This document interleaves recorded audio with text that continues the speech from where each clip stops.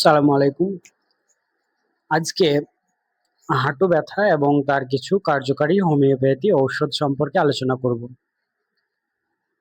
বয়স বাড়ার সঙ্গে সঙ্গে ক্যালসিয়াম কমতে থাকে আমাদের দেহে। তো ক্যালসিয়াম কমতে থাকার কারণে আমরা উঠতে বা বসতে গেলে হাঁটুতে একটা কটকট আওয়াজ হয় বা শব্দ করে, এবং সকালবেলায় ঘুম থেকে ওঠার পরে হাঁটুটা ভাঁজ করতে বা ষাট করতে গেলে খুবই ব্যথা এবং যন্ত্রণা হয়। কিছু কিছু ক্ষেত্রে ফোলাও থাকে এবং রেডনেস, জায়গাটা লাল হয়ে থাকে।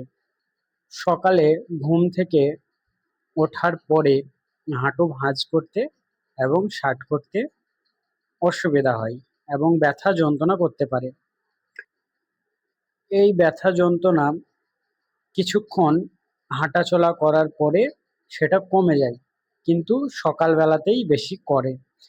চলাফেরা করলে সেরকম অসুবিধা হয় না, শুধুমাত্র উঁচু জায়গা থেকে নিচু জায়গায় যাওয়ার সময় কিংবা ওঠ বস করার সময় যন্ত্রণাটা বেশি বাড়ে।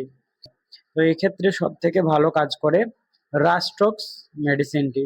রাস্টক্স মেডিসিন আপনারা 200 কিংবা 1 পটেন্সিতে খেতে পারেন। এছাড়াও বায়ো কম্বিনেশন 19 এই মেডিসিনটি আপনারা 6টি করে ট্যাবলেট দিনে 2বার করে অল্প উষ্ণ জল সহ খাওয়ার 30 মিনিট পরে খেতে পারেন। এছাড়াও ব্যথাটা যদি আপনার রেডিয়াটিক টাইপ অফ পেন, ব্যথাটা যদি কারেন্টের শর্ট মারা মতো চিড়িক মেরে মেরে ওঠে, তো সেক্ষেত্রে আপনারা ম্যাগফোস 6X মেডিসিনটি খেতে পারেন, 6টা করে ট্যাবলেট দিনে 2বার।